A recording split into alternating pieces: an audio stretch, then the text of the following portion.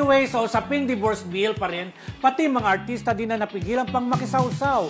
Ilan nga dyan sina Maggie Wilson, Ann Curtis, Maxine Magalona, Carla Abellana, Iza Calzado at MJ Lastimosa na 100% pabor daw na maisabatas na ito bilang suporta sa mga biktima ng pang-aabuso sa mga relasyon.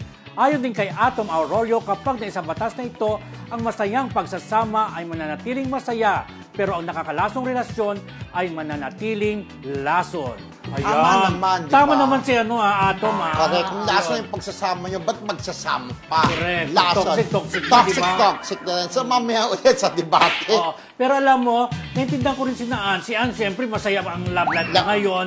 Hindi naman natin alam kung anong pwedeng mangyari bukas o makalawa. Pero siya, talagang tumatayo siya na parang aprobado sa kanya ang divorce.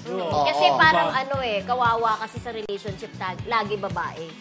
Diba? So mamaya pagdedebatihan natin. Pero alam mo, sabi niya, di ba yung puro mga lalaki kasi nasa Senado ganun ang niya may ganun salita siya diba? Diba? Yung hirap, diba? Siguro nga, alam mo na, papasok ko yung opinion ng mga netizen, sinasabi nila, kasi masaya ang love life ng mga na yan, ng mga senador na yan Yung parang ganun, yung parang okay yung estado nila sa buhay may asawa nila, kaya ganun daw. Kumbaga, pero kanya-kanyang yan Siyempre yung mga senador natin, matatalino yan Kumbaga, tinitimbang din nila yan kung ano talaga ang tamang desisyon.